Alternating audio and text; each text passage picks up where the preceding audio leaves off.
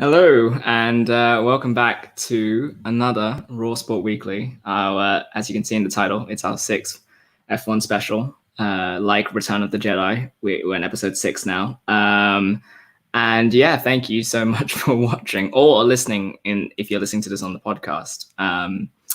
And yeah, I hope we've taken it, for those who aren't familiar with university term dates and whatever, we've taken a hiatus for the last few weeks. We do have some interesting stuff coming up though. So be sure to follow us on social, on Twitter, Instagram, Facebook, subscribe to the channel, like this video, subscribe to the channel, subscribe to the podcast. You can review it I presume you can review it on like Apple Podcasts, give it like a 5-star, see how that changes the podcasting charts that iTunes put together. And yeah, in the video description, there will be, and the podcast description, there will be a link to the Formula One Fantasy League that we're co-running with the sports section of the BOR. Which, it's not too late. If you missed the first race, you can still probably claw your way back into it because obviously 22 races to go. And yeah, as I mentioned, some cool stuff coming out. You'll be seeing this I presume we will be dropping this on a Wednesday or Thursday. We're recording this on a Monday. The following week, we have an NFL special looking at the draft and free agency. Myself, Curtis Long, and Riddick Korea. Just broke it all down, and that should be coming the following week. That's already recorded. So yeah, and then after that, term 3, and yes, that brings me to my next point. If you want to run for the head of sport role in the by-election that's coming up, you can just. It's not a difficult job. You just you host the show, so you just need to be a sports fan essentially. And yeah, you'll learn on the job in terms of presenting and all that kind of stuff. Certainly I've been learning on the job. I'm still nowhere near great, just doing okay at the moment. But yes, we have a by-election hopefully coming soon. If you want any details or you want to ask me any questions about it, feel free to message me on, Instagram or Facebook or whatever. So yeah, that's me plugging the role because I can't, I literally can't continue this role once the term ends. So yeah, we would love if you want to do it. Obviously, you got the Euros and Olympics coming up as well, so you get to spearhead that coverage. So that if that's not a major draw for sports fans, then I'm not sure what is. But yeah, let's bring on. We've got a packed panel and an ensemble cast or so. It's like bringing together the Avengers essentially of F1 experts at Warwick. Let's bring on the first guy who looks utterly confused when I mentioned that. Joe Spagnoli, who's with me, just regular of these shows, knows how off the rails this will get. Joe, just tell me how you've spent the 3-week break between Bahrain and Imola, the ridiculous 3-week break that we've had. Waiting briefly.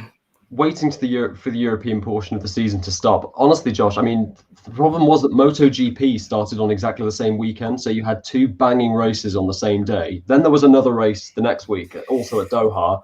But then since then, I guess it's Formula E and Extreme E, literally just placating yourself with any motorsport that's starting. However, Extreme E, not that we're going to get into it, the first round was very disappointing because the track, and just like the Formula One track that's been created in Saudi Arabia, the track that they made in the desert was terrible. It was all over by the first corner. Well, if you want strong opinions like that, you can follow Joe on Instagram here, as we've put on the ticker. Feel free to @ him if you're a fan of Extreme E. And yes, also, for anyone from America listening or watching, you obviously had IndyCar and NASCAR still going on as well. So there still was plenty of motorsport action, just not Formula One. We've also got, let's bring on, I'm bringing people on based on just sheer randomness. So here comes Luke James, who was on with us during the season preview show. Luke, how are you, and how Have you? Well, you cover a fair number of sports besides Formula One, so I imagine the 3-week break was just it just meant your attention was put elsewhere. Yeah, I'm good. It's been 3 weeks of just solid ice hockey, which has been fun. So yeah, if you're interested in ice hockey, do check out www.theboard.org/sport, and you'll find all my stuff over there. Yeah. So yeah, exactly. Go check out as Luke said, some amazing coverage of the ice hockey. You guys get to go to the press conferences for the coaches, so that's some really detailed coverage there. We've also got from our season preview show someone who's involved in the running of F1 of Warwick's F1 Society. Tom joins us again. Tom, thank you for coming on. And what does an F1 Society do during 3 weeks of nothing? Yes, I mean, not much, honestly. We still continued conversation on news that came out since the Bahrain Grand Prix, such as sprint races, for example. But if not, yes, it's more a period of planning for us right now, looking towards Term 3 and looking towards next year as well, honestly, and just can't wait for Imola and the kind of content to be coming back. Yes. As we did with the season preview show, we'll put a link down to your guys' Instagrams if you want to follow that as well. Because again, you guys are newly created societies, so people may not have seen this or not. So yeah, we'll do our bit. Also, from after taking a long hiatus, and I hope it's not because she didn't like us or anything. Eleanor Burgess is with us again. Hello. Hi guys, I'm back. Yeah, I was taking a long hiatus like F1. I think honestly this break has been worse than the actual winter break. It's felt torturous, I feel like. When you're just on the cusp of that Verstappen Hamilton final championship battle, and then it's for 3 weeks you have nothing. I mean, I have been watching Formula E, so I suppose there's that. Yeah, I mean, it's I'm actually I decided to write something for my own blog about this, because every take, essentially knee-jerk reaction from Bahrain, essentially sticks until 3 weeks later, because there's been no races to overanalyze or anything. So everything that's sort of been the norm from the truth, whatever truth people got out of Bahrain has sort of been unchallenged, which is weird for any sport. And then joining us for the first time, also from F1 Society, we've got Ollie as well. So Ollie, how are you? I'm good, thank you. Thank you for having me on. Yeah, thanks. We got you from a theater or something. It's the one place in the house where I can talk to you without being distracted by the family. But yeah. Okay, fair enough. It just looks like you're ready to put on some West End play or something in the background. Right. Okay. So that's everyone. Packed panel, and I mean we start with Bahrain, I guess, which was 3 weeks ago. I mean, I assume people who are listening, if you are F1 fans, you already know the results. But if you need a reminder on YouTube, Rise, we put the ticker. I'll just read them out from the podcast listeners very quickly.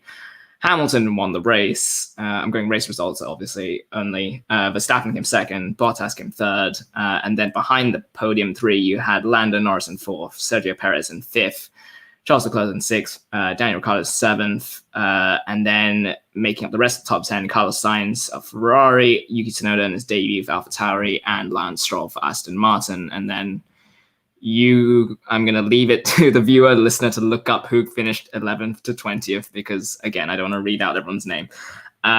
So where do we begin? I mean, I guess we start with the race winner, and actually we can put in Verstappen in the conversation, because this was the battle that was sort of billed throughout the weekend, certainly throughout testing. We'll start with Tom. We'll start with you on this one. Did the sort of battle between, we can get onto Mercedes, Red Bull in a bit, but Hamilton versus Verstappen, did it sort of live up to what you were expecting? Yes, definitely. I mean, obviously we'd only had pre-season before, so we didn't really know what to expect. Would Mercedes come back for the actual Bahrain weekend and just dominate as they have for the past of the past 6 years, or will there be a real fight on our hands? And we saw there was a real fight. Obviously, it was only right at the end, but just the sheer tense atmosphere there was just watching Verstappen claw back on Hamilton's lead over the last few laps, and obviously the overtake, which he sadly needed to give back the position. Yes, I think it definitely lived up to our expectations, and as you previously said, waiting 3 weeks to see where this battle is going into Imola is always hard for us F1 fans. Yeah, and I mean, you know, I'm and you could see obviously that those who are Verstappen fans and Red Bull fans, certainly after qualifying, were very much at their sort of highest of excitement and anticipation. Obviously, the racing goes planned. Ollie, I'll turn to you for this one. What do you think? I mean, is there anything that you can point to that sort of swung the pendulum in Hamilton's favor? Was it strategy? Was it just, quality of the driver? Obviously, what was it for you that sort of swung it towards Hamilton's way? I think strategy from the Mercedes pit wall definitely gave Hamilton the best chance. But I think actually that kind of racing brain of Hamilton decided, I'll let him overtake me into turn 4, I think it was, where he went off the track. And I'm under no illusions that Hamilton knew that Verstappen would get a penalty, and that's why he let him overtake him there. And that's how he got the race win. And I think, to be honest, Verstappen got played, and Hamilton kind of showed his status as the best racer, but also kind of the best tactically, to have that awareness inside the car to drive at the limit, but still operate very much tactically with his brain. Yeah, and I turn to Eleanor, who, if you've watched any of our previous F1 streams, big Verstappen fan.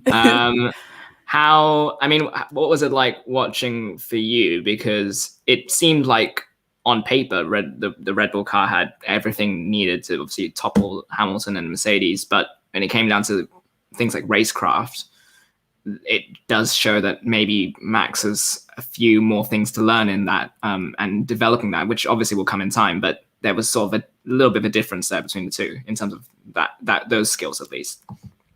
Yeah, I definitely completely agree with Ollie. Like, I think it really shows Hamilton's sort of tenure in Formula One and how he's able to make such intelligent decisions in his head.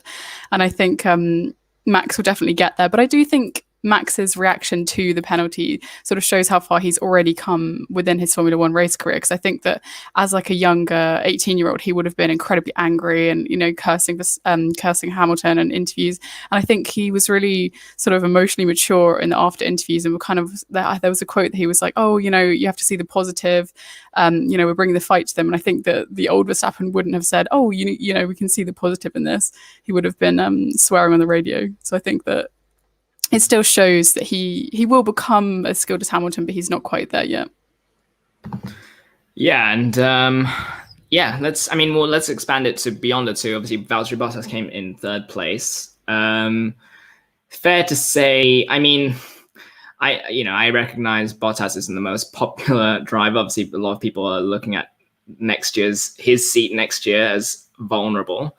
But Luke, I just feel like he just had a bad race that day. It was just one of those bad days. And, if we give that sort of excuse to other drivers and Bottas, because, there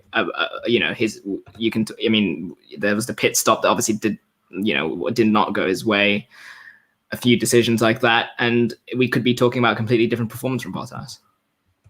It was just it was a non-event from Bottas, I felt, even with the pit stop. So that cost him like 10 seconds. Even if you knocked the 10 seconds off, he was still kind of over 30 seconds behind the two at the front. Anyway, I just felt like the issue with Bottas was that the race got away from him very, very quickly. And from that point onwards, he was just kind of running around on the track on his own. I think kind of with Sergio Perez presumably going to be closer to the front next time out, that's going to be a big challenge for him, because he'll definitely have someone to race. So for me, it was a poor performance from Bottas. Not kind of end of days poor, but definitely kind of disappointing. So yeah, going forwards, he needs to find some more pace, kind of comparative to both Verstappen and Lewis Hamilton as well. I'm on mute. I've done it again. I wanted to talk to Eleanor because I know obviously we have a very fine amount of time with you. So I sort of wanted to get in as much time as we had hearing from you. Yeah, I didn't, as Luke said, I don't think there's not too much to mention about Bottas, but fourth place. My fantasy league is called Bottas, so I'm a big Bottas fan. Oh, wow. Yeah, actually, that's another plug for people who want to join the fantasy if anyone wants league. to join it. And see all the creative names people have come up with. But I think, we can move on to Bottas. I don't think there was not too much to talk about there. Yeah, not too much. Lando Norris in fourth place. Did you see that coming? And how impressed were you with his performance? Albeit it is just one race, but how impressive was it? I thought it was really impressive for Lando. I think that especially when I think there's a lot of pressure with Ricciardo joining his team, I think there was a massive spotlight on him whether he could sort of keep up with Ricciardo and like sort of retain the top driver place. And I think that he did incredibly well. Having said that, I think we also need to think about the fact that Ricciardo is joining a new team, and also he had massive floor issues from Gasly going to the back of him, which we didn't know at the time. So I think that it is impressive now, but I'm not sure if he will be able to keep that up throughout the whole season with Ricciardo getting better, knowing the car more, not having floor damage the whole race. And I think that it'll be a battle of the McLarens, which will be really, really interesting to watch. Yeah, for sure. And I'll come back and ask the other guys about Norris in just a sec. But I mean, I sort of assume you're a Red Bull fan because of your Verstappen love. So I refrain from wearing my Red Bull merch today in the interest of impartiality. Yeah, I think that the blue, for those watching the video, the blue you're wearing is a bit more Alpha-Tauri Williams-ish. Yeah, that's true. Actually, yeah.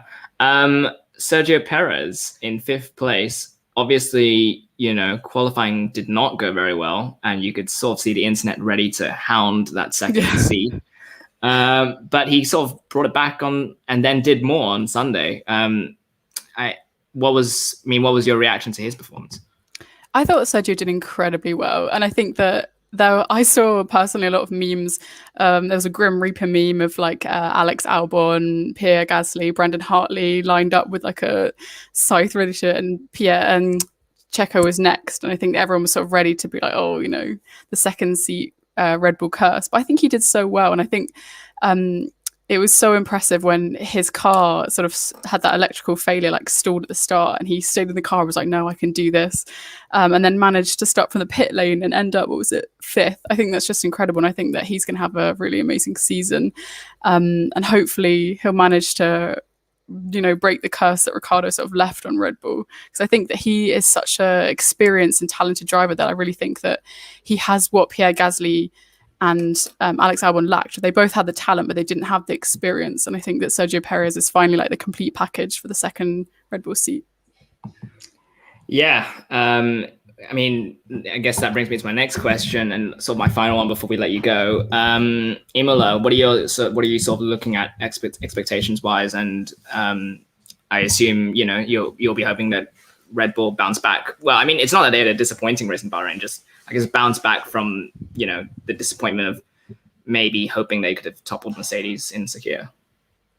Yeah, definitely. I think that I'm just hoping, last year Imola, Max had a tyre failure. So I'm just hoping it'll go anything better than it did last year. It's quite a historic, narrow track. So I'm just hoping that there'll be no sort of crashes. Like I remember Russell crashed into the safety car, but hopefully there'll be nothing like that any of the Red Bull drivers will manage to get involved in. So I'm just hoping that it will go well, no car failures. And I think that then Max might possibly be able to challenge Hamilton for the championship, which would be so exciting. Fingers crossed. Fingers crossed. With that, you need to go. So thank you so much for popping on. Yeah, thank you so much for having me on. Of course. Your Instagram's on that little ticker thing of the social media, so people can, if they still watch the video, they'll see it. And okay, great. Yeah, we'll hopefully talk to you after Imola. Yeah, definitely. Okay. Thank you so much. Bye, guys. No worries. Right. Let's bring everybody else on. Here we go. 1, 2, 3, 4, 5. There we go. All right. So I just wanted to give Eleanor some time to talk about some stuff before she had to jump off. Let's circle back to Lando Norris. We heard from her about how impressive his performance was. Joe, if someone had told me Lando Norris was going to be the best of the rest, per se, I don't know I wouldn't have written it off, but he certainly wouldn't be the name that came to mind, maybe the third or fourth name that came to mind. So what was that, a sort of standout statement performance that, this guy's not going to roll over despite the high profile rival of Daniel Ricciardo?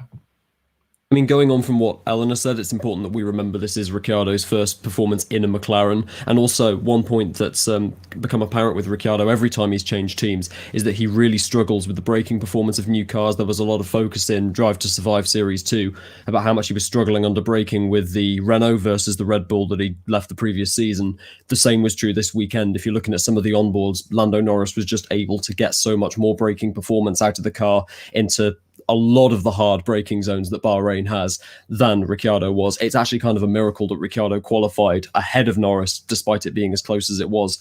For the race, though, I mean, floor damage notwithstanding, this was one of Lando Norris's most impressive Grand Prix for me. That race at Austria last year where he got a lucky podium, this was so much better than that. He legitimately outperformed Charles Leclerc, who was absolutely incredible as per usual.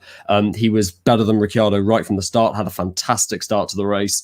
And yeah, I mean, Bottas was off the pace, granted, but on another day, Norris could honestly have been challenging for third place. That McLaren looks like a legitimate third best car on the grid.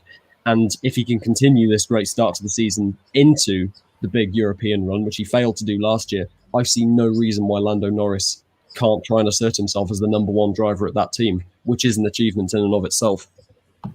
I mean, that's, I guess, music to the ears of Zach Brown and those running the team at the moment, because that's sort of what they wanted, isn't it? I mean, in terms of, finding a dynamic to replace the Norris Sainz dynamic. We touched on Sergio Perez as well, Ollie. Just get your thoughts, because obviously, yeah, Perez qualifying did not, obviously, there were issues. He started significantly further back from where we when I say we, I mean the neutral would have wanted him to, challenge the likes of Bottas and Hamilton and Verstappen, and ultimately he was a little bit far back. But it's definitely positive and encouraging as we get to the next few races, and when he'll be more up to speed with the car, that he'll be up there battling for certainly a podium, but more importantly, helping out Verstappen in that and making it a bit of a 2v2 battle.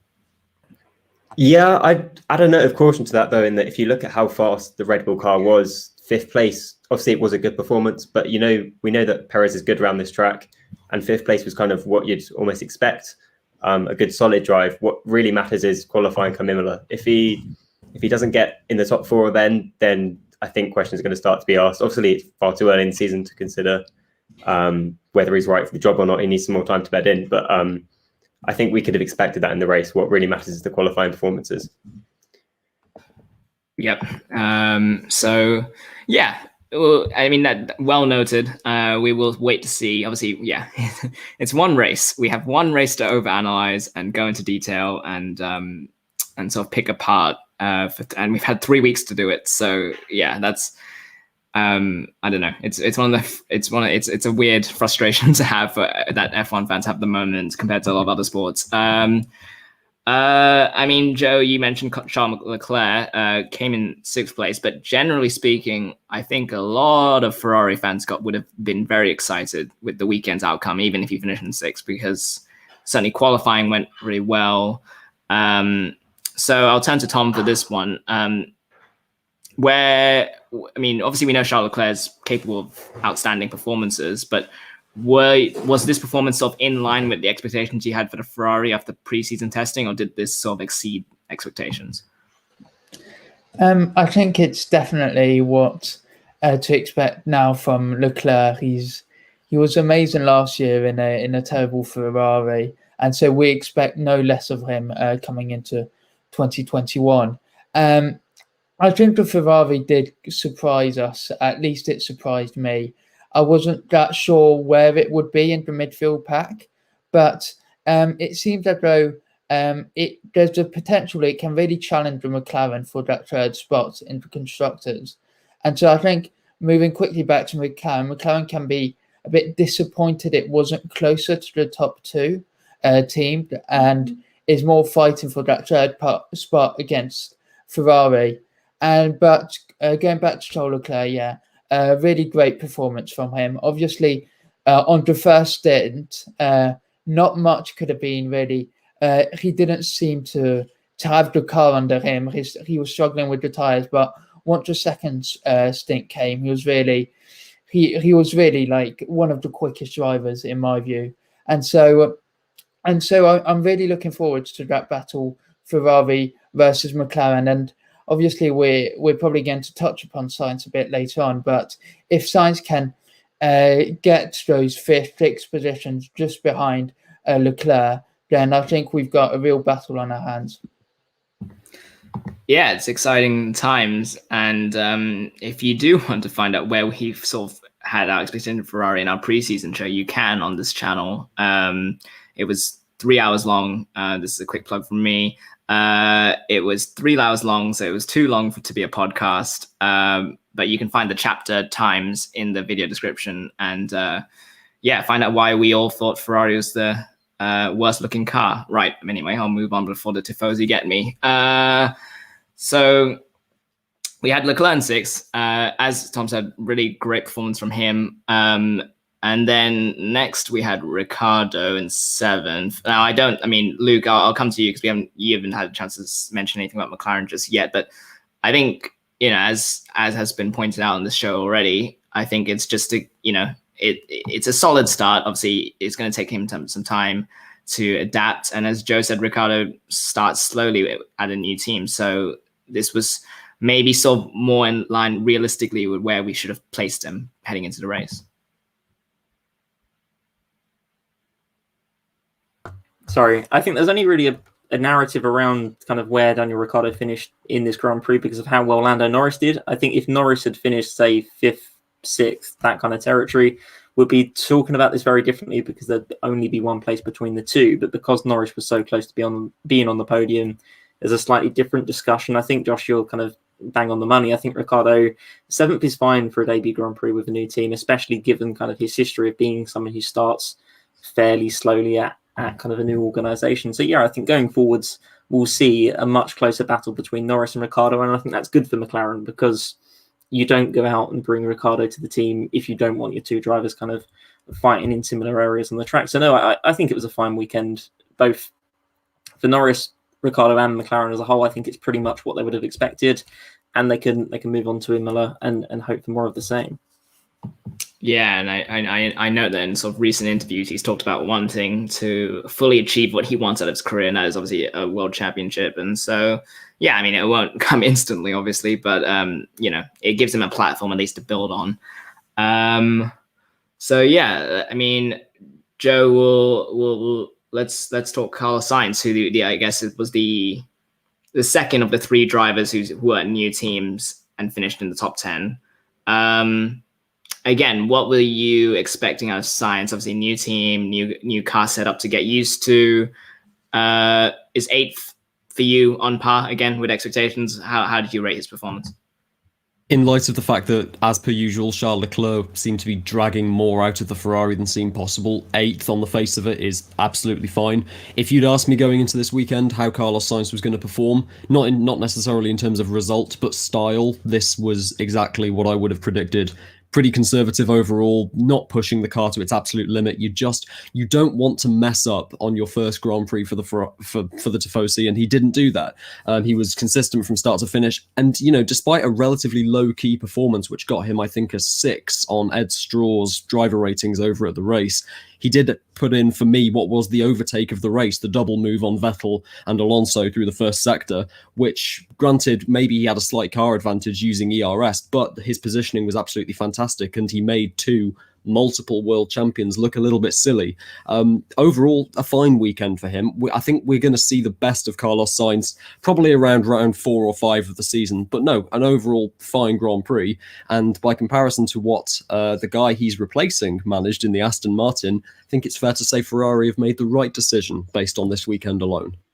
We'll get to him. Don't worry. There's been a lot of discussion about Sebastian Vettel since Bahrain, so we'll get there. I am aware that this is obviously sounding quite formulaic. We are going through the drivers sort of in pecking order, but here's this next driver, I think, was a big exclamation point for the weekend. Yuki Tsunoda, who also had his own fair share of thrilling battles with Fernando Alonso, with powering through the midfield with some really fearless driving. Ollie, it's very hard to project what a 17-year-old, I think he's 17-year-old, someone correct me if I'm wrong, but a 17-year-old driver can do in their first weekend. And yet, this seems like everything I guess we'd hoped sort of came to life in Bahrain for Yuki Tsunoda in the Alpha-Tauri. Yeah, he just puts a smile on my face whenever I see him in a car at the moment. I think he's a great news for Formula One. He's also number 22, which is Jenson Button's old number, and I was a big Button fan, so I love to see that number back on the racetrack. And I think he did very well, a bit conservative in qualifying. I think the Alpha-Tauri is mega quick. I think it's up there with the McLarens and the Ferraris, and obviously they had that accident with Gasly, and I think probably Tsunoda was just taking it a little bit cautious in qualifying and then made back up the places in the race. But I think at Imola, we could probably expect to see them much higher up, and that wouldn't surprise me at all. But yeah, I think Tsunoda's done a great first weekend, and he just needs to keep consistent and not get any crashes. Thank you to Luke James for pointing out Yuki Tsunoda's 20, not 17. I now feel better about what I've achieved in my life, that he's 20 and not 17. But yeah, as Ollie said, and Tom, Yuki Tsunoda, his performance is worth going around to multiple people to talk about him. Tom, it just seemed like, there was no, it just seemed natural. I don't know, maybe that's not the right word, but it did seem like he knew instinctively what was going on. Obviously, his radio communications are very much up to speed and very much going to make him a character. It was just, I don't know, it was just one of those, and I'm sure, and it just one of those exciting performances that, it has been we've had to wait 3 weeks for the sequel, which is really annoying, but that was how good it was in Sakir for Yuki Tsunoda. Yeah, I think there'll be a lot of new fans of Yuki Tsunoda after this weekend. And as you said, he seemed to have this kind of ease with the car, with the new Alpha-Tauri. He has kind of hit the ground running, as he has done in other formulas. Just look at the overtake he did on Alonso, his dad's favourite driver, coming from 6 or 7 car lengths back to dive bomb him into turn 1. It shows he's got immense confidence on the brakes, something which you just wouldn't expect from a person who's not only completely new to the team, but completely new to Formula One. So yeah, an absolutely great performance by him. Obviously, we may be putting this performance into perspective if Gasly had finished, let's say, 5th or 6th, like he seemed he might be able to achieve. But still, for his first race, even if he was out qualified by his teammates, as Joe said, for first races, you just want to show you're capable of bringing it into the points, and he did just that. So yes, really excited to see what he can bring at Imola. Certainly because Alpha-Tauri has been doing laps around Imola. So maybe that means he'll be able to reach new heights again coming into the second race of the season. Yeah, talk about already having an exciting crop of young drivers around that sort of 20 to 24 age bracket, and now add another one in. And yeah, you can see why he's going to gain a lot of fans very quickly in the sport. Tom, you briefly mentioned Pierre Gasly. Obviously had an outstanding qualifying session. His race was sort of over within sort of the first few laps once he fell back and had that damage to his car.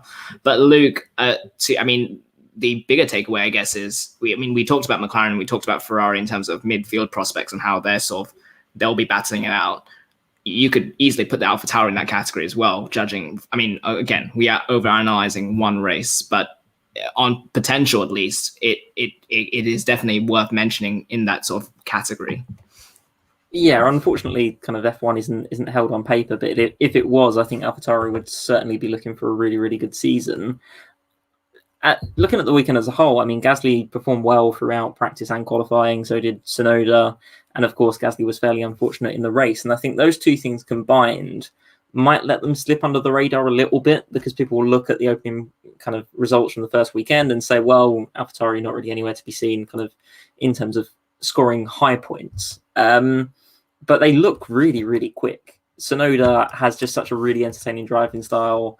They look really good. I think Gasly is on for a big move at some point in the near future. So I think this is really important for him kind of as a whole body of work in terms of his entire career. So yeah, I think they'll be relatively pleased with the first weekend. As weird as that sounds, I know it wasn't the points total they would have been hoping for, perhaps not the points total they were capable of, but I think it sets them up quite nicely because it shows that they do have that pace and they can continue to attack as kind of the weeks and months ahead progress. Yeah, and for those who are watching this on YouTube, I'll quickly read it out for the podcast listeners in just a sec, but we've just put the constructor standings up. Mercedes clearly on 41 points, Red Bull second on 28, McLaren third on 18, Ferrari fourth with 12 points, AlphaTauri with just 2 points, but they're fifth, and Aston Martin sixth with that 1 point thanks to Lance Stroll's 10th place finish.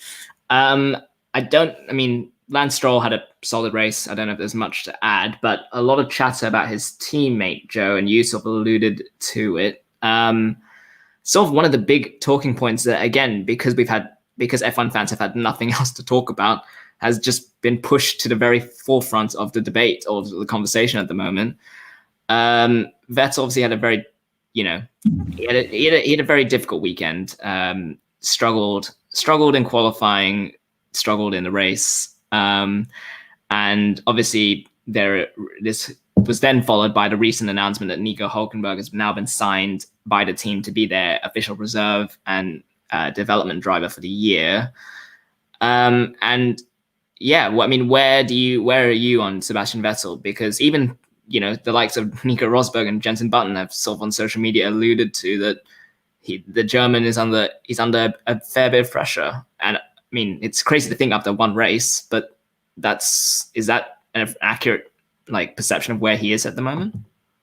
It's not entirely on Sebastian Vettel. I emphasize it mostly is. However, there are some genuine problems with that Aston Martin. I mean, in the same way that the pink Mercedes had the advantages of the Mercedes from last year, this green Mercedes has some of the same problems as Hamilton and Bottas's car this year. Namely, the race did a really good report on this. Gary Anderson, who used to be the technical director of the Jordan F1 team, went through how the low rake on the car basically means that, without wishing to go into the full technical information, the end result is that it just isn't as balanced as cars like the Red Bull or the Alpha-Tauri. So it is a little bit trickier to drive. The aerodynamic changes going into this season have hit Aston Martin and Mercedes harder than the other teams.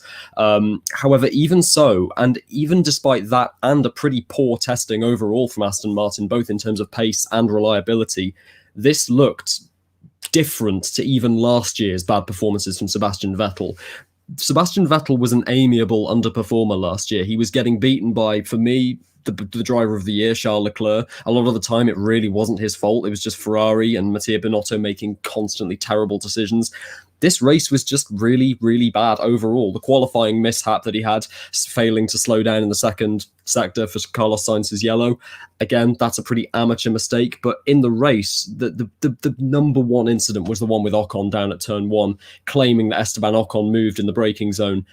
A car did move in the braking zone in that spin, but it certainly wasn't the Alpine. Vettel came right over. It's a really amateur mistake. I said on the stream a couple of weeks ago that I have an outside prediction that this will be Sebastian Vettel's last year in the sport. This Aston Martin thing just isn't going to go well. It was a terrible weekend. It's only one race. But with how far backwards Aston Martin seem to have fallen, I really don't see this season going well for him. Honestly, I've got very little faith going forward. I'm trying to think, is it maybe because of... I mean, certainly, I mentioned the sort of the exciting crop of drivers in that 20 to 24 age category. Obviously, Vettel is 9 years older than most of them. So age, certainly the sort of perception, he's getting old and the decline of his powers narrative, certainly that is, that's out there. That's a sporting narrative that gets pushed anywhere. And certainly it's unfortunate for Vettel that now it's being pushed on him. But he is a 4-time world champion. Ollie, I mean, are we sort of, again, are we guilty of overanalyzing this one weekend, or is there, what in perspective? Because surely he can come back from this. There's certainly time for him to turn around, or is it, as Joe says, is it a fair prediction to make that this could be the beginning of, I don't want to say the end because it sounds ominous, but I sort of, I don't really have any other words to describe it. I'd say if he hadn't had that crash of Ocon, then maybe we would be overreacting. But as Joe said, that crash was just bizarre. It was worse than Mazepin's crash, I think. It was just crazy that a four-time world champion could just go back on the line, bump him in the back like that.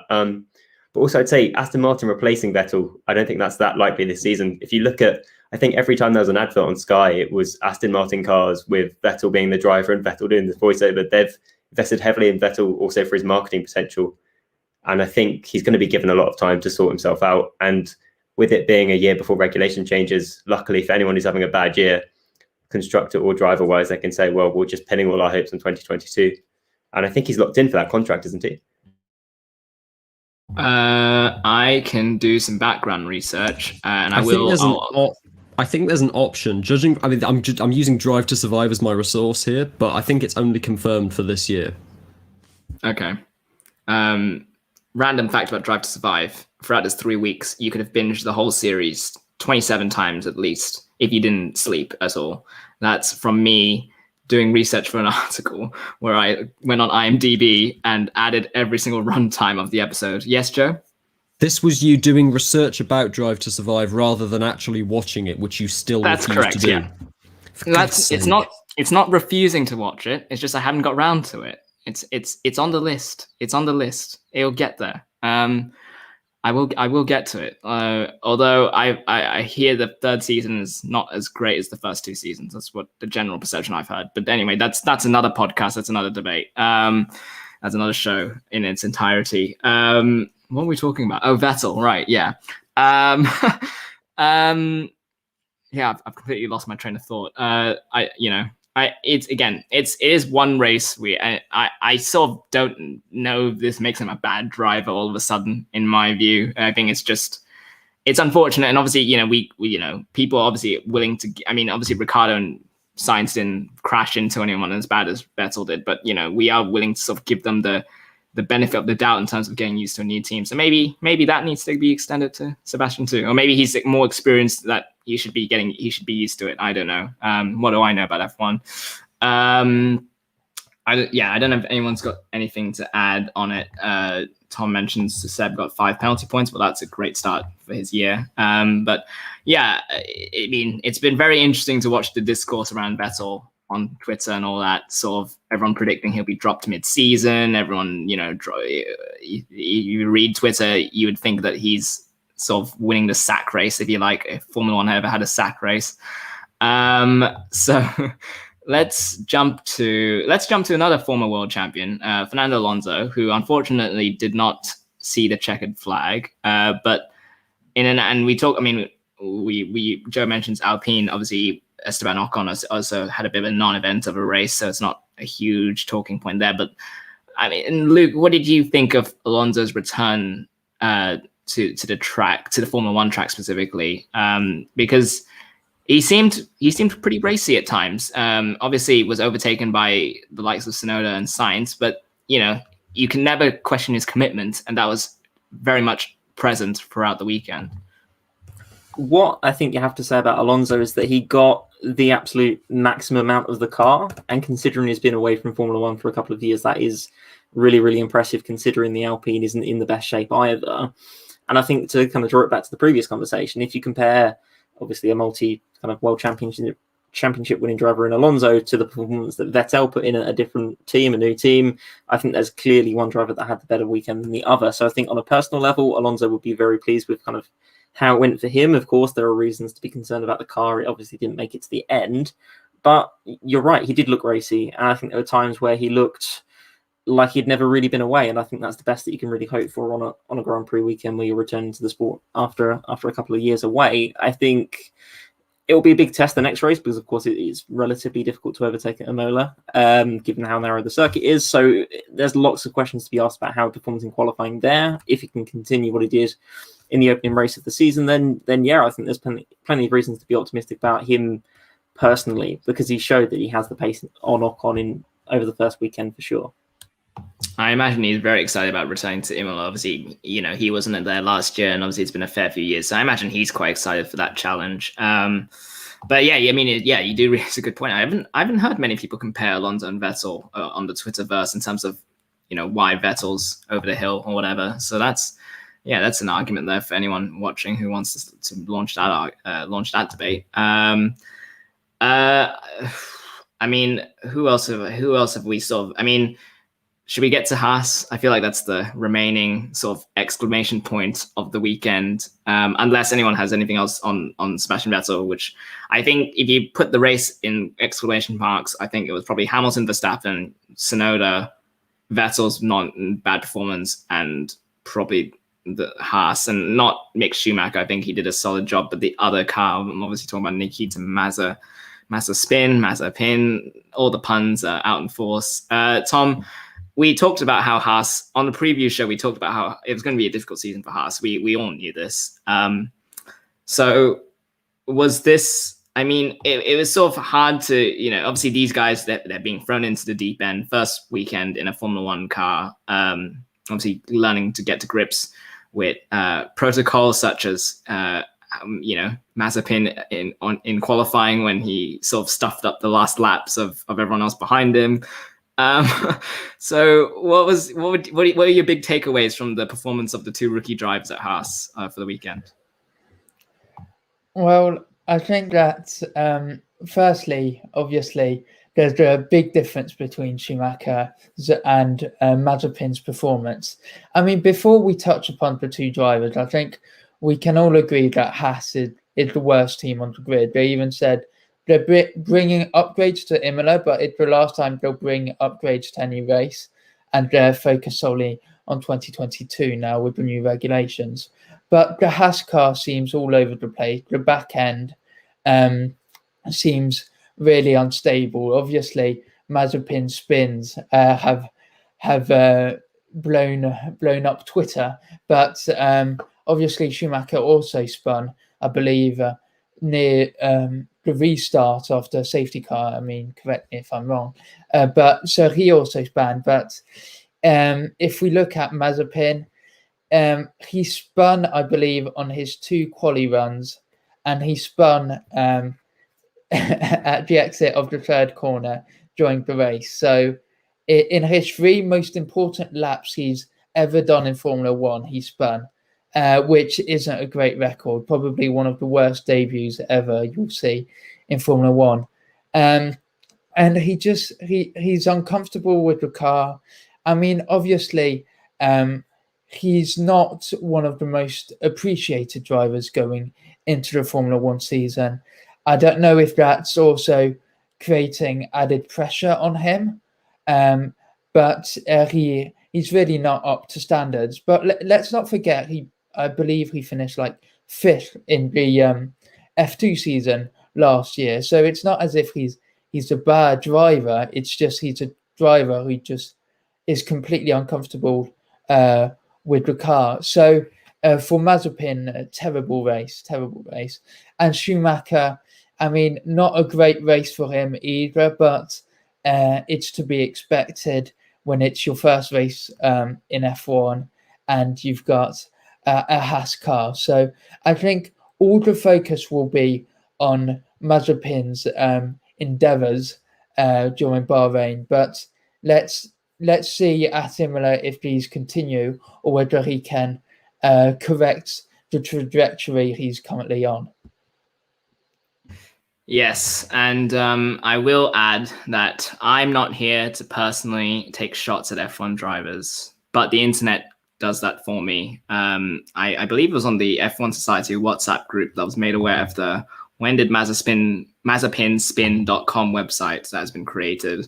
If you don't know what it is, go check it out and see if that amuses you or not, if you are willing to take shots at Mazepin or not. But yeah, it was a difficult weekend for him. Certainly, Tom, you're putting it very kindly. He was the most unpopular driver heading into the season. I don't think his performance in the weekend did much to change that reputation. Joe, you have your hand up. Do you want to make a quick point? I've got a couple of recommendations for you guys and also the viewers of this. Number one, go on YouTube and find the Nikita Mazepin spins and crashes compilation for Bahrain 2021. Doesn't include pre-season testing. It's just this Grand Prix weekend. Doesn't go into too many replays. Just spins and crashes for one driver, 4 minutes long. That's how many times he ballsed up, occasionally at the same corner. Obviously, Grosjean's crash happened at turn 3 at Bahrain last year. Mazepin didn't even get that far. He was out of turn 2. And finally, if you search Jolyon Palmer Mazepin on YouTube, you will hear Jolyon Palmer, who didn't have a particularly great time in Formula 1, you will hear his less than kind analysis of Mazepin's spin at the end of qualifying. Watch it. It is one of the funniest things to come out of Formula 1 for a while. The direct quote is, how to make yourself public enemy number 1. The race, those driver ratings that I keep mentioning, they gave Sebastian Vettel a 2. Nikita Mazepin got a 1.0. Done. I enjoyed a lot of the comparisons, and I know Luke had his hand up. I'll come to you in just a sec. I don't know if, I enjoyed a lot of comparisons between, the time it took for Bottas's botched pit stop versus Mazepin on track. I enjoyed there was a lot. There was something else I was going to say, but it slipped my mind. So I'll turn to Luke. You wanted to, and understandably, I guess you wanted to weigh in on this exclamation point of the race. I think this is, again, as I said, this was one of the 4 big talking points coming out of it. I'm assuming this is about Nikita Mazepin. What do you want to say about it?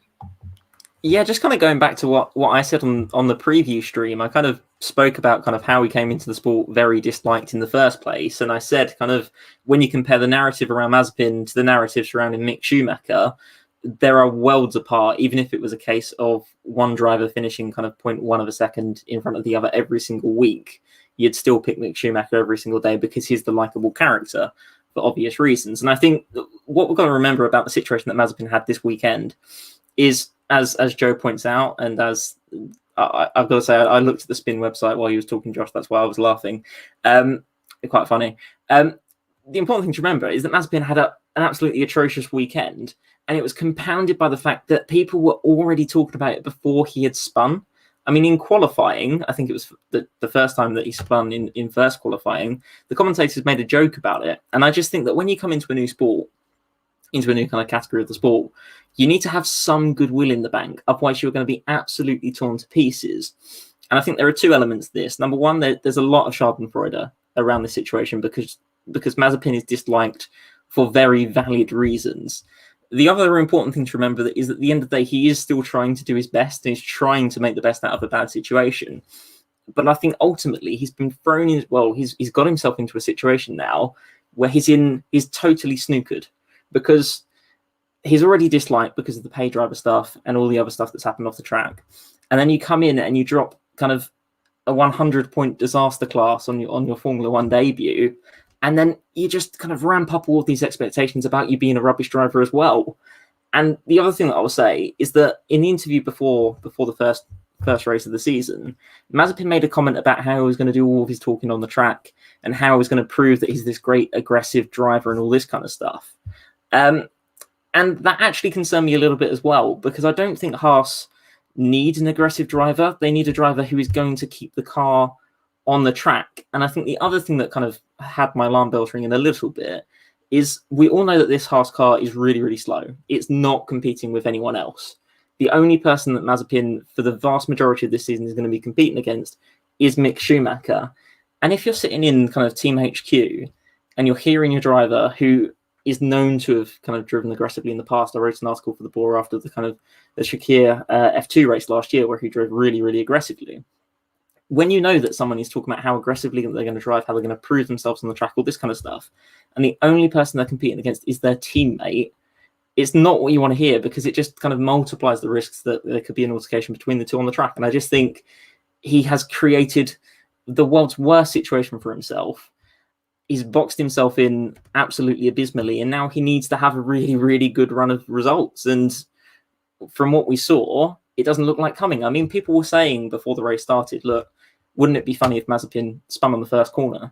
And he actually did spin within like 15 seconds at the start. So as debuts go, I don't think you could find a worse one in motorsport. It was really terrible for a multitude of reasons, both on and off the track. And I think the final point kind of that I'll make is that when your family has such an influence over the team to the extent that the livery kind of reflects your national flag, you don't want to be spinning off in the first lap. It's just a little bit embarrassing. And I think Haas and Mazepin in particular need to up their game, because that was an absolute just ridiculous performance. Yeah, I mean, as Joe rightly pointed out, I've not seen Drive to Survive yet, but I am willing to see the Gunther Steiner cut of the Bahrain Grand Prix from his point of view. I'm sure that will be a very entertaining watch. But I think you are right, Luke. More seriously, I think just the odds were always stacked against him. There's obviously a perception about pay drivers in this sport. Rightly or wrongly, people don't tend to like them because it's sort of that perception that they've not quite maybe earned their seat for their performance on track. So yes, you weigh in the influence of his father, and then I think he's just a very convenient villain to hate. And I think all sort of movie franchises have that, don't they? And he's sort of become that in real life, and that has made him a very convenient target. So again, we don't know when. I don't. He can only go up from here, I guess, is what I'm trying to say. He can only really go up from here. And I know I remember the previous show, Joe had some specific predictions about when he was going to score points in the season. So maybe he does do that, Joe. By the way, are you still optimistic with that prediction or not? I'd like to point out these predictions they're definitely going to happen. They were all predictions that go against conventional logic. However, I could make a roundabout Spagnoli argument as to why they would happen. I'm not claiming that Mazepin is going to be good. If he scores points, it will almost certainly be because of a race of attrition, a massive amount of luck, or a YOLO strategy from the Haas F1 team. Not much else. All I can say, just as a final point, is that he is basically the Draco Malfoy of Formula One. There was a photo last year of him stood next to his dad, and it's exactly the same energy as Draco and Lucius from Harry Potter. So convenient to hate both of them. Again, for those who are listening or watching for the first time, just remind. Do you remember what the predictions you made? I think I predicted that. First of all, Mazepin's going to score more points than Schumacher, aka Mazepin is going to score points again because of luck, not necessarily because of merit. And if he scores points, it will be at one of Hungaroring, Zandvoort, or somewhere else. I can't remember where the other track was. Basically a track where some crazy strategy will put him high up through the field and he'll be able to hold on, or where there will be so many crashes that he'll be one of the final 12 cars remaining or something. Was it Paul Ricard? I feel like it might have been that one. I can't remember. No, nothing happens at Paul Ricard. Okay, I can't remember, but there we go. I did keep everyone's faces because I did want to see how people reacted, but everyone kept a pretty straight face, so I'm impressed. I thought there'd be more, but I guess we'll wait for Hungary, and we'll wait for what was the other one you said? I have a short memory here. Zandvoort. All right, we'll wait for the Dutch Grand Prix then. And if those don't come true, I refer you to Joe Spagnoli's Instagram, where you can find him, message him how wrong he was, etc. I think that'll do it for the Bahrain recap. We got through an hour, so that's pretty good. Considering, again, one race to sort of, like I said, I'll repeat this point again and again. We have one race to overanalyze, and we've managed to do that for an hour. So I think that's pretty decent.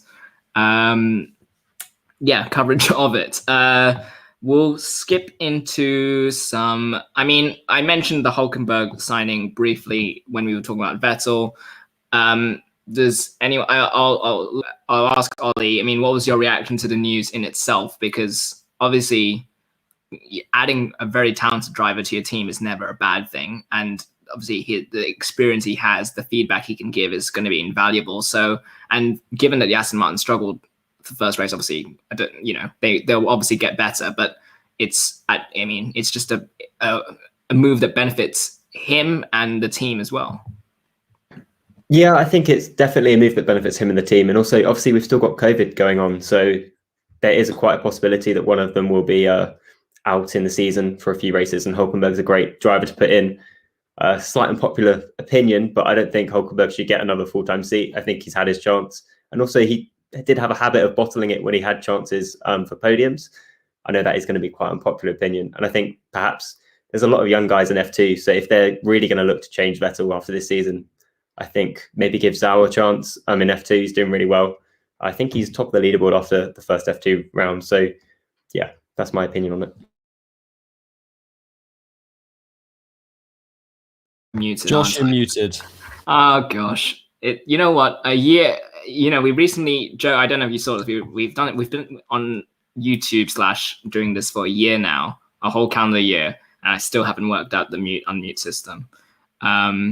So no, what I was saying to myself clearly, because no one heard it, was Tom. I was going to ask you about the Hulkenberg thing. What was your reaction? Because I have not seen one single person criticize the move, obviously, given his popularity, given the way he stepped in last season spectacularly. And obviously, we talked about Vettel and how the implications may not be. I know some people were sort of I saw some people wishing Vettel gets COVID, which that feels a bit harsh. I don't know if they're diehard fans or whatever, but what was your reaction to the news? Again, it benefits everyone, doesn't it, involved? Yeah, I completely agree. I mean, Hulkenberg, I believe, is one of the best drivers on his day. I mean, obviously, he never got his podium, but I think it's a good move by Aston Martin. I mean, I was surprised that Renault didn't retain him as a developmental driver last season.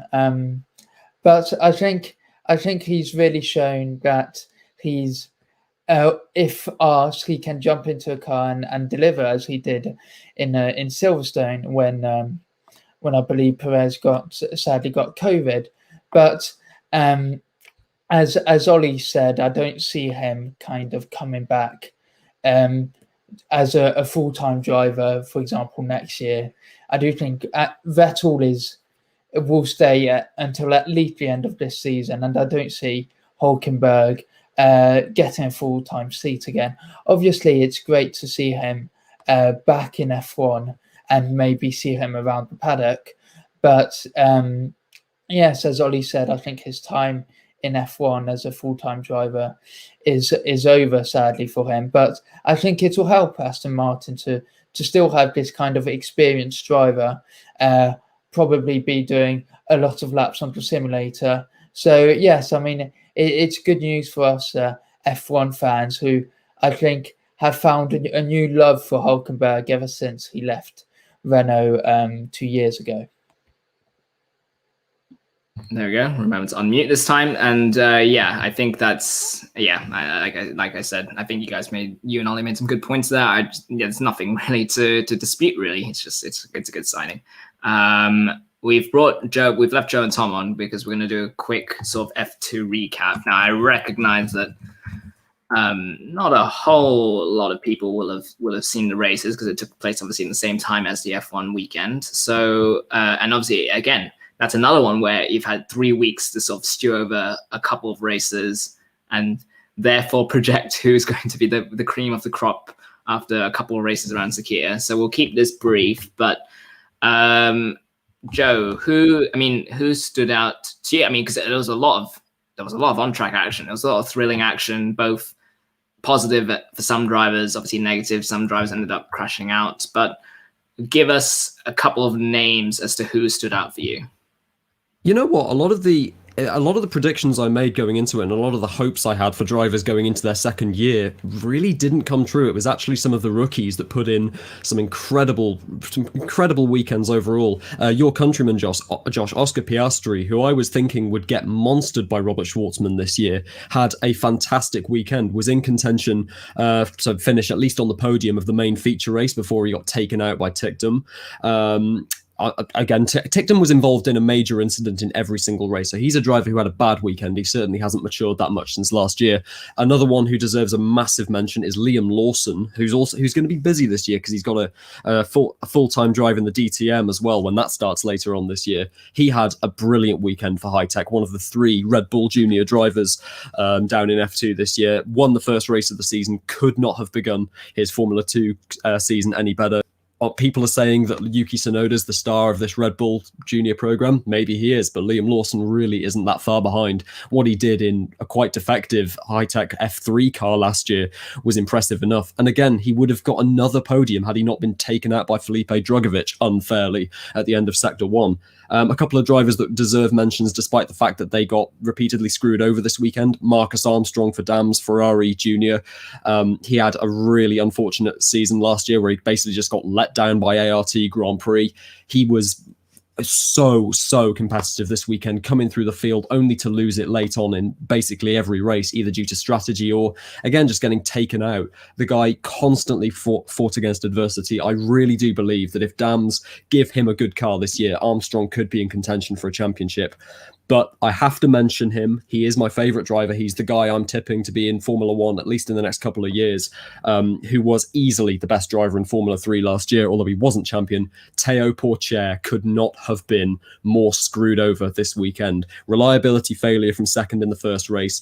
ART Grand Prix pitting him a lap later under safety car than his teammate Christian Lundgaard, who had a time penalty in the second sprint race, and then more errors on the part of ART in the third. Théo Pourchaire had an incredible weekend despite it being his first time in an F2 car. He's only 17 years of age as well. This guy could be the next super talent of Formula 1. And while Guan Yu Zhou comes out of this weekend as the championship leader, he did have a good weekend. Let's not forget as well that he won the Asian F3 series just recently, so he's racking up those super license points. Honestly, it's a lot of the rookies that are really proving themselves the class of the field. Théo Pourchaire, watch out for this guy. Honestly, he is something unbelievably special. Yeah, I have started watching F2 this year for the first time, sort of properly. I guess I heard names, I would see race reports, but this time, and I recommend on I think Formula 1's YouTube channel, they're putting out highlight videos of the races, so people can go check them out. But it's very interesting because I guess, as Joe, you alluded to, all the rookies that I knew coming into the level sort of seem to thrive, and some of the more, dare I say, experienced drivers at the F2 level seem to struggle a bit. And Tom, I turn to you for that one. Joe mentioned Dan Ticktum. He obviously was involved in a couple of tangles. Not the best way to start your season. Robert Schwartzman also had some issues as well throughout the weekend. Didn't go as well as he had hoped. Obviously, was touted for that Haas seat at one stage in sort of, I guess, the end of last season. Some interesting takeaways, I guess. It was just an interesting weekend for that landscape, and it's going to be very interesting to see who comes out on top. Yeah, definitely. It's as you both said. I think this first weekend in F2 really kind of surprised us in many ways, because we expected the Schwartzmans to be ahead. But for example, for Prema, so Schwartzman and Piastri, Piastri really kind of showed himself to be a great driver, and winning the second sprint race, compared to Schwartzman, who had a lot of issues. I'll briefly touch on it, but it was very unfortunate with him and Ticktum and the crash they had, and all the crashes came in sector 1 right at the start of the lap. So let's hope that these kind of crashes kind of don't go forwards to Imola. I still have high hopes for Schwartzman. I think he was my favourite to win the championship.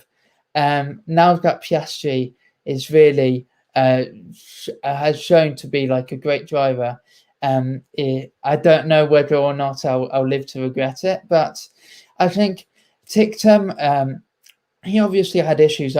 he also crashed. But I mean, I think due to his past history, I think we unfairly criticize him for the mistakes he makes. And I mean, the tangles he had were really, except the first tangle where I think he ploughed into Marcus Armstrong, maybe. It's a bit vague in my memory, but I think Tictum, he came second, I believe, in the feature race on the Sunday. So I think it will be an interesting F2 season to watch, and really everything is up in the air. Honestly, I really don't know who's going to win. Obviously, Grand Prix Joe got the feature race win after a very good quali session, I must admit. But it's really up in the air as to who's going to clip the title. Just as I think Josh said, highlights are on YouTube, so definitely recommend any F1 fan to check those out to see how entertaining F2 can be. Yes, and it's that was sort of a recap as much as we did. Obviously, thanks Joe and Tom for weighing in. And yeah, I appreciate it's obviously been 3 weeks since F2, obviously same weekend as F1, so it's sort of can be on the back burner for some people, but we thought we'd just do a little bit of a bit of a just a bit of an update, a bit of a recap, a quick one for people who are maybe unaware, because that's where all of these drivers obviously came from, starting wise in their career. So just quickly, I will also shout out Stoffel Van Dorn, who obviously won the Formula E Grand Prix in Italy this weekend. He came first ahead of Alexander Sims and Pascal Wehrlein. So if, F2 is where those drivers sort of come up and make their name, and then Formula E is sort of where some of the Formula One drivers who are unfortunately ousted by the merry-go-round of seats, that's sort of maybe where they end up. Or some of them at least. Right. I think the last thing before we get to Imola, sprint races have been in the news of late. Now I'll quickly read out what they are to people who are unaware. I'm going off, my source for this is Marca, which is the Spanish newspaper. So, not exactly the FIA official definition, but hopefully a more readable one. So I'll say it quickly. Sprint races would take place of one of the practice sessions. I think one of the practice sessions would lose out and they would put the sprint race in 100 kilometers. So which is roughly around 20 laps, with a free choice of tires for everyone. The winner would get 3 points. The second place car would get 2 points. And obviously the third place car would get 1 point. And yes, the grid for the proper race, or I say proper race, the actual Grand Prix race would be composed according to how the sprint race ended. And yeah, I think that's, in a nutshell, that's exactly what it is. So I'll bring on, I know Tom went away in on this, I'll bring Ollie as well. So there we go, there's the three. Now, there's been a lot of talk about whether sprint races will become a regular feature going forward in the sport. Obviously, F2, we just talked about F2. We see them in F2, Tom. So where do you stand? Is this something you'd want to see, or is this something that, I mean, I know obviously this wouldn't drastically come in. Obviously, it'd be sort of softly introduced through tests and trials and so on. But what are your thoughts on their potential introduction? Yeah, initially I was heavily against sprint races because I thought it went against the pure nature of Formula One, with the big race on the Sunday, everyone hyping that up, and obviously the qualifying session on the Saturday, and everyone kind of watching in front of their TV, seeing cars go extremely fast. And but I've since maybe mellowed a bit, changed my opinion a bit. I don't believe that the current iteration that the FIA seem to be proposing is the solution, simply because, I believe the qualifying session might be moved to the Friday which for me would make no sense because on a lot of people cannot watch on the Friday for reasons such as work or other reasons. And I just think qualifying, certainly on certain circuits, is as important as the race. But another issue I also have with sprint races and in the current iteration is, as you mentioned, Josh, it would be 3 points for the first place, 2 points for second place, first point for third race. I think it should either be all top 10 get points or no one gets points. I'd preferably prefer no driver gets points, because I feel like these points will go to Hamilton, Verstappen, Bottas, and Perez. Those are the 4 drivers that are in contention with these points, and so will only kind of increase the gap between the top teams and the midfield.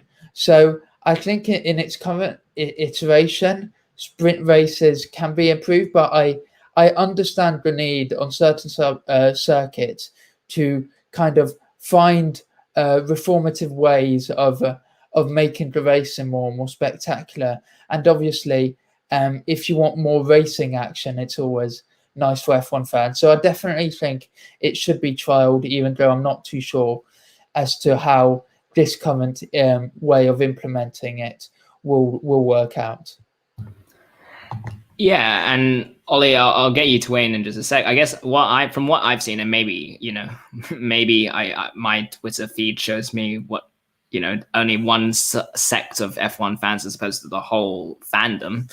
But from what I understand, they're not exactly viewed as a albeit like completely negative thing. Like there's a bit of nuance in terms of are sprint races good for the sport or not. Like there's sort of like a, I don't know, it's not as completely as as simple as they're great or they're terrible. I think like people have sort of mixed opinions on them, or at least like certain aspects of it and don't like certain aspects of it, as Tom sort of articulated. So what are your thoughts on it and its potential sort of introduction into Formula One? I'd agree with Tom in terms of what I think will happen because of them. And I'm not entirely sure that the format is correct either. But I think we have to give the benefit of the doubt to Liberty Media, who run Formula One. Because most of the initiatives they've trialed since they've taken over Formula One have actually been very successful. And I think that the way they're doing it by making 3 races, I believe, this year, having the sprint race in them, I think that's a great way to trial it, because if it doesn't work, we can throw it out the window. And if it does, then we can adopt it. And if it's kind of in between, then we can kind of look at reform on it. And I think, yeah, Liberty Media they've done very well with kind of innovations they've brought into Formula One. So we should give them the trust as fans to let them try this, especially because as Formula One fans, we're very hard to please, because there's always calls for change, calls for, make racing more exciting. But then as soon as a change is proposed, it's often attacked with ruining tradition and people don't want it. So we're a very hard bunch to please, I believe.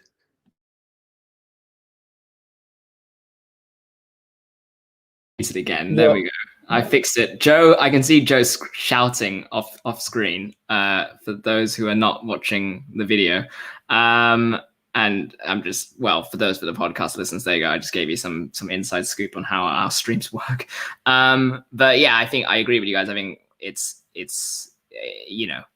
what Liberty have done track record rise, I think has gone more positive than negative. Obviously, it's interesting to see how different sports use different stuff to sort of spice up their action and make it more appealing for different audiences. And I think F1, certainly we talk about Drive to Survive, I think they released trading cards as well recently as well, official trading cards. Like they're doing a lot and they're doing some good stuff. So yeah, sprint races, I don't see why not giving it a go. And obviously you can just scrap it if it doesn't work either. So let's talk about Imola. We'll finish it off by talking about that. So we'll bring Luke on and Joe on as well. And I've got the track up. There we go. And I'm going to butcher this in a faux Italian accent. So Joe, go on, Josh. Go on. Come on. I'll judge you. Yep, the Italian's going to judge me on this one. The Autodromo Enzo e Dino Ferrari. Luckily, my headphones fell out of my mic for a second, so I didn't actually hear what you just did to it, Josh. Are you you saying after? Okay, right. I'll do it again. Yeah. I am disgracing myself, but it's fine. The Autodromo Enzo e Dino Ferrari. Okay, that was only a 5 out of 10 on the how Mario and Luigi can you go scale. Not bad, Josh. Yeah, look, cast me for the Italian dubbing of Cars. When Cars 4 needs dubbing in Italian, cast me for that one. But yes, oh goodness, do you want to say the name of the Grand Prix instead of me butchering it? Well, the geographical name of it is going to be the Emilia Romagna Grand Prix, not the San Marino Grand Prix as it was last year. Of course, as I say a million times an hour, I'm very excited about this because that's the bit of Italy that myself and my family are from. One hell of a great racetrack to drive around. It was a relatively sedate race last year until Max Verstappen's rear tyre decided to give up on life. I don't know what to expect going into it though, Josh. I'm sure we're going to discuss it now, but it's really hard to tell how Mercedes versus Red Bull is going to play out here because the power units seem to be relatively equal. Honda seem a lot closer this year. The rake differences between the cars as well, it's very different to Bahrain in almost every way. Basically no hairpin corners, or at least corners that function as hairpins after long straights. The closest you've got really is Tosa at the start of the second sector. But yeah, obviously really looking forward to it. Yeah, and for context for the audio listeners, we've put up a picture of the circuit on the screen, so those watching the video will see it. Obviously, those are the podcasts you want, but maybe, I don't know, pause the podcast, get yourself an image of the track, and then you can sort of match it to what we're looking at. But yeah, again, it's weird how Formula One sort of acts as sort of a tourist travel sort of advertisement for different places, and suddenly Imola last year, I'm sure, the scenery and obviously its sort of location in proximity to Tuscany and all that kind of stuff. I'm sure people would love to be there. Obviously it's not possible at the moment, but certainly if it continues to make its case to be a regular spot on the F1 calendar, which, it's not quite there, I think, just because I guess it was obviously tacked on last year because of the revised schedule and then sort of managed to keep its place. It'll be interesting to see if, demand for this location remains going forward. But as you said, Joe, very interesting track, not I guess very much a contrast to sort of the modern tracks where there's a lot of chicanes and stuff like that. Ollie, I don't know. It might be asking you a lot to try and see what you remember from last year, but I remember this was one of the hits of last year's calendar, and suddenly, obviously it helps that this is the second race and it's been 3 weeks and we're also chomping at the bit to get back into F1. But as far as destinations go for a second race, it's not a bad one. Yeah, I think it's a great location, and it looks visually very, very good because of the way the grass is right on the edge of the track. You've got gravel over most of the places. There's not these massive tarmac runoffs that you find in some places like Bahrain. So yeah, I think it's a great place to be going. Good second race of the season. Yep, and obviously, and again, for people who don't have the thing on next to them, 63 laps of the race that will be happening. Joe, you gave a little breakdown of the track there. I was going to ask Tom. We see, as a lot of long straights, one DRS detection zone, which is obviously it's different to every other track that normally has maybe two. Overtaking is quite hard on this track, and so I guess qualifying performance is going to be very key in terms of getting that track position that would potentially be a platform or a springboard for your Sunday performance. Yeah, definitely. As you can see on the picture for people that can see it, there's, as you said, only one DRS zone. It's a very long straight, we can say, for the F1 cars, and obviously it's often a procession, these types of races. Imola is obviously a track that the drivers love to drive on. But I think it would be harsh on Imola to say there's been no overtakes at all. I think I can remember Charles Leclerc's amazing overtake on Magnussen around the outside of turn. I forget the turn numbers, but it was a good race last year, I'd like to say. Drivers love to be back on that track, and so hopefully we can expect another close battle between the Red Bulls and the Mercedes at the front. Yeah, and again, for those who are watching the video, but I'll read out for the audio listeners. The lap record obviously was set by Lewis Hamilton, obviously from last year. And that brings me to my next point, Luke, as I take the map off, the screen off rather. You would be hard pressed to find anyone who doesn't have Mercedes and Lewis Hamilton as the favorites, I dare say, because that speed, especially on a track that, you know, there's a heavy reliance on straight line speed, they would understandably be the favorites for the weekend. I think so. I think we're still learning, though. I think this is the difficult thing, as you've kind of alluded to previously in this episode. I think it's hard to have a true handle on where kind of Red Bull and Mercedes stack up against each other on different tracks. Of course, we've only seen them on one so far. Yeah, I think we'll find out in qualifying, essentially. I think whoever is on pole has a really, really brilliant chance of winning this race. And I think kind of, although it was one of the better races last year, this is one of the more difficult tracks to overtake on. So straight line speed is obviously going to be really, really important. One of the kind of moments that stands out from last season was the overtake from Verstappen on Bottas, when Bottas kind of went off the track at one point. So yeah, it's going to be a case of, can Mercedes keep their cool? What can Sergio Perez do? Because of course, this is a big opportunity for him to kind of fight from the front from the beginning, kind of providing that he doesn't come into any technical difficulties. I think the driver of the four that I'm most interested in seeing is Bottas, because of course he made that mistake last year. It cost him a place to Verstappen. Of course, Verstappen's tyre blew up, so it kind of ended somewhat differently to what it could have done. But yeah, that's going to be really interesting. I think the fight between Mercedes and Red Bull is everything in this race, and I think it will tell us a lot more about what to expect throughout the rest of the season. Yes, you raise a good point. Verstappen was one of 5 DNFs from last year, and Bottas came second. Was only 5.7 seconds behind Hamilton.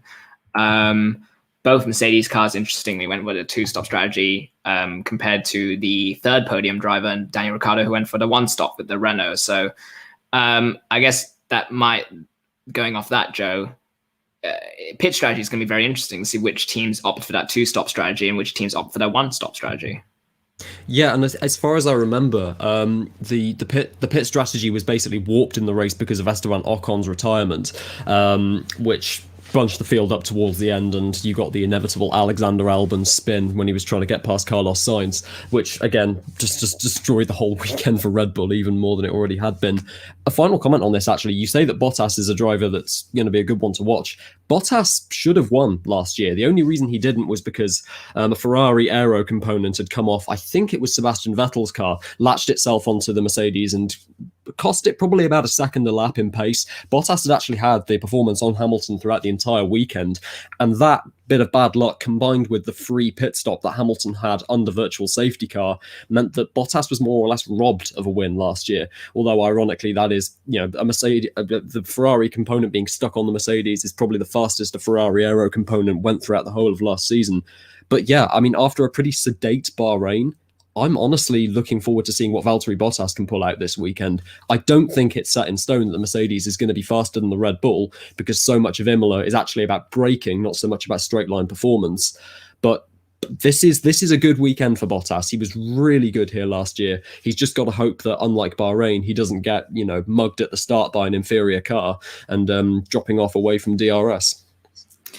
Yeah, and you mentioned obviously Red Bull had a very disappointing outing last year at this track. I mean, Luke alluded to Verstappen's tyre obviously blowing up. You also alluded to Albon's sort of botched pass of Perez in the closing stages of that race. So, I mean, Ollie, I guess my question is, the only way is up for them at this track in terms of their fortunes. And obviously Perez actually had a very good outing last year, came sixth and was sort of racing only 0.5 seconds behind Charles Leclerc. So presumably they'll give a much stronger fight than last year. I think the only way is up is a true statement. I'd say that we also forget that I think Verstappen qualified nearly or over 0.3 seconds ahead of Hamilton in Bahrain, and he also had damage on his car from Q1. So I think that actually Red Bull is a faster car than Mercedes for sure in qualifying. Race, probably not so much. So I'd expect Max Verstappen to be on pole. And I think then obviously that battle between Perez and Bottas is very crucial for who gets fourth on the grid, because if you're fourth, you can be mugged by a McLaren, a Ferrari, and Alpha-Tauri behind, and then you're really kind of out of the podium positions straight away from the start if you have to overtake on a track that's really difficult to do that.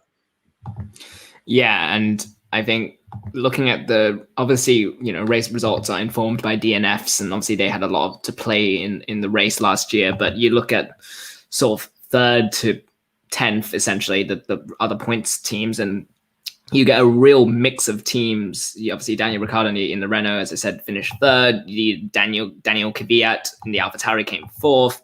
You have a Ferrari there, Leclerc 5th, a Racing Point in Perez in 6th, and then the 2 McLaren cars and the 2 Alfa Romeo cars. It's a real mixed bag. And so, Tom, in terms of sequels to the sort of mid-team battle between Ferrari, McLaren, and AlphaTauri, who we've talked about, and it's going to be a fascinating one, a fascinating follow-up, I guess, and should hopefully provide some on-speed, on-track action.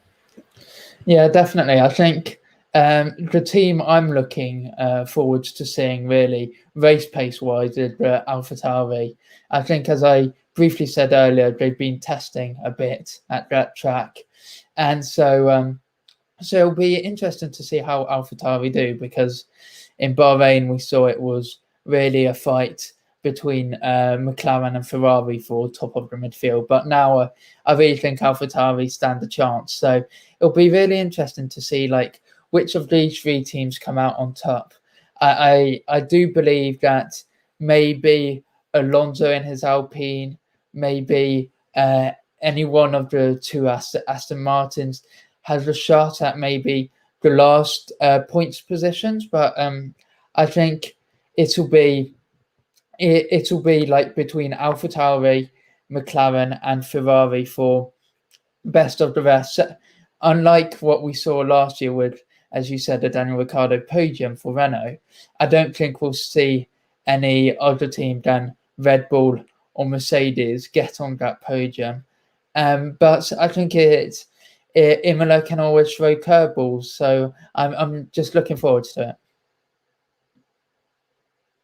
Yes, and yeah, so it'll be very interesting to see how, as you guys, as we've sort of talked about, those midfield teams, a lot of them have stake in the game. Pit strategy is going to be very interesting. Obviously, the DNFs, safety car, maybe likely. If you went off last year's results alone, probably likely. So it'd be fascinating to see. And obviously, you should add that I think that was probably Nicholas Latifi's best finish in his F1 career as well. He came 11th. He was only just behind Antonio Giovinazzi for that last points place. So maybe we see a surprise points finish from one of the, dare I say, the backmarker teams. So I don't know. Maybe, Joe, maybe this was the one that you said Mazepin might be able to score points in. I don't know. I can't remember. I have too much respect for Imola to think that he will get points there. No. Okay.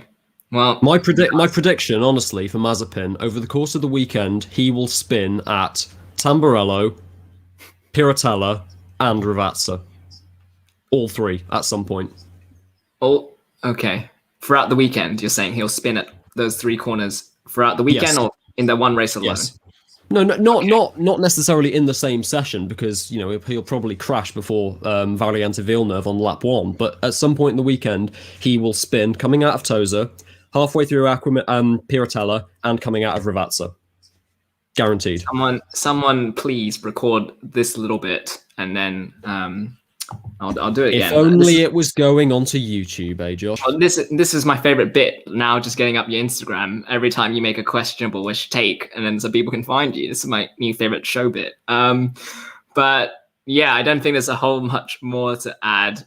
Should be a really interesting weekend. And then I'm not sure, I haven't looked too far in the calendar. I'm not sure when the next race comes after that. I assume we've got to a bit of the European portion, so maybe it won't be as long as 3 weeks, let's be honest, but maybe 1 or 2. And I'll have a look for that in just a bit. But I feel like we've got to the stage where we just start with predictions. So we'll go around the panel. I'll start with Luke.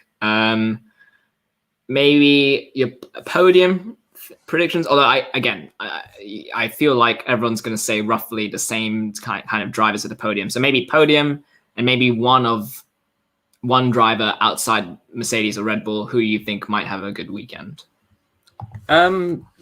Important thing to remember, it's actually meant to rain next Sunday for the Grand Prix, which is going to inform my prediction making. And like Joe, I'm just going to go a little bit left field. I'm going to say Gasly third, Hamilton second, and Verstappen first. In terms of people outside of those, outside of the two main teams who will be on for a good weekend, I'm excited to watch Tsunoda again because he was just really, really fun to watch in the opening Grand Prix of the year.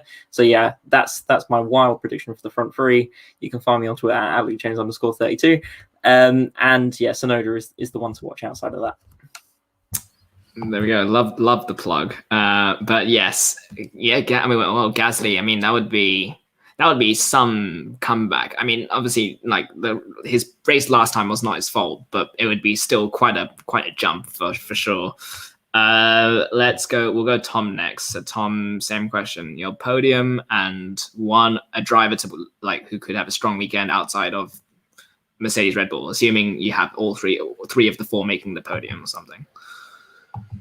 Yeah, I mean, I must admit, Luke has just informed me that there's a chance of rain at Imola, which, yes, always kind of throws things in the air, honestly. But I still expect a Verstappen win after getting pole position. Bottas second, Hamilton third. But special mention, I'd say to Gasly, obviously, I don't have him as high up as Luke, but I think fourth position for Pierre Gasly could be possible. Another driver I'm interested in is my favourite driver, Daniel Ricciardo, because obviously he had a floor problem in Bahrain, so it'll be interesting to see what his true pace is. And obviously, after the extra long straight, it'll be interesting to see how far he can push the braking there, because he's known for his dive bombs. But obviously, as mentioned previously in this, he's been having problems with braking. But it'll be interesting to see. So I think the two drivers to watch out for are Gasly and Daniel Ricciardo. I feel like this is obligatory now because both of you mentioned the weather, and so I've got a weather report from the Weather Channel for Imola, so I'll quickly read that out. Just another sign of how this podcast goes off the rails by my doing, to be fair, but here we go. Friday is partly cloudy, 14 degrees, 7% chance of precipitation. Saturday, so qualifying, also partly cloudy, 14% chance of precipitation. And then, as Luke has alluded to, Sunday, steady light rain in the morning, with showers continuing in the afternoon. Chance of rain 70%. So that is quite. I don't know. It's very certain. It feels very certain that we're going to see rain.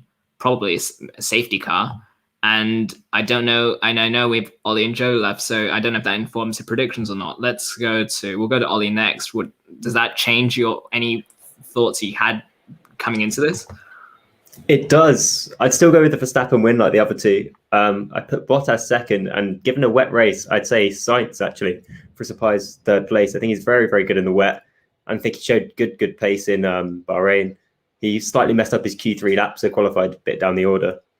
And the other point I'd say is if it does turn out to be a dry race, I think that actually would be quite a processional race, but there might actually be another tyre failure from Pirelli because firstly, the curbs are quite high, take bits off the car, can shred the car tyre as happened in Verstappen's race last year. But also these Pirelli tyres were designed for cars with 10% less downforce. And already teams have got well above that over the winter testing and in the last race. So perhaps at a racetrack that will very much stress the tyres, we might see some problems there for Pirelli. Quick follow-up. So, and I appreciate everyone's trying to give a surprise podium finish to make this less boring. But you didn't have Hamilton in your top three. Is that serious, or is that again just trying to bring up some new names? Well, I very much believe that Verstappen will be on pole, and given what we talked about Bottas today, I think Bottas can beat Hamilton. So if Hamilton's down in third, then perhaps he might get crowded out at the start. I think there'll be probably a start incident because of the way the track's got grass on either side and people get forced out. So I think it's conceivable that Hamilton would not be in the top 3. No, okay, it wasn't a criticism. I just thought, and people who are watching or listening may have also had that sort of, I don't know, maybe just clocked onto that as well. So I felt that was worth asking. Joe, you're up, I guess. Podium, someone outside the top 2 teams who might have a strong weekend. You see, I can't predict who it's going to be, but considering it's early in the season, a relatively unusual track, and with wet weather added to it, and F1 just never seems to get wet weather races anymore, I think one of the top 4 is going to bin it at some point during the race. I just can't tell you who it's going to be. In light of that, I'm going to say 3rd, Verstappen, 2nd, Bottas, who will get pole, and 1st place for Lewis Hamilton, simply because he is the rainmaster, and, I guess he'll be blessed with the same luck he was last year. But I honestly think Hamilton can perform well enough in the wet to get a legitimate win. Driver that, he's already been said. Pierre Gasly qualified 4th last year in an Alpha-Tauri that should have been absolutely nowhere near it. He almost out-qualified Verstappen. So I think he's going to do really well. However, in light of how the Alpha-Tauri looks legitimately good and the Honda power units improved again, I'm going to say Yuki Tsunoda will make Q3 for the first time in his career at the expense of one of the Ferraris, who will be victimized by having the weakest power unit on the grid. Other than those, driver to watch out for, I'm going to say Lando Norris again. It's kind of boring, but, this track relies an awful lot on braking. And if Ricciardo can't get the most out of that McLaren's braking, especially in wet conditions, I think this could be another example of an early season masterpiece from Lando Norris to really assert himself as a challenger for 5th in the championship this year. There we go. I think across the board, 3 of you have Verstappen winning, and I think Joe, you're the only one who has Lewis winning, if I'm correct. So, I really hope we don't get disappointed now, going off that. Assuming, weather reports can change, so we'll see if that holds true. But there we go. There's some of the thoughts of everyone on the panel, and with that, I think we'll call it there. I have looked. It is Portimao 2 weeks after Imola, so probably in the week heading into Portimao. Joe. Joe's loves Portimao. It should be on the calendar every goddamn year. End. Well, you just sounded like a grumpy old grandpa there, a Portuguese grandpa who probably doesn't see it, who longs for the Portimao glory days, maybe. Not that there's nothing wrong with being that. But anyway, that should do it. We will probably do another one of these the week heading into Portimao, or at least it'll be out in the week heading into Portimao. I will say thank you to Eleanor Burgess, who was on with us for as much time she could give us. Ollie and Tom, both of you from F1 Stock, thank you so much for coming. Always great to have you guys kind of come along for the ride. Luke James as well, freelance journalist, former sports editor of the board. Joe Spagnoli, regular on Raw Sports, mainstay. I don't know. Yeah, it's just person who's always on, even when he's done with uni. That'll do it for us. Thank you so much for listening or watching. And we will be back with presumably term 3 programming. But yes, the NFL show will be coming in a coming week's time, in a week's time, I think, before the draft as well. So keep an eye out for that if you're interested. But thank you very much.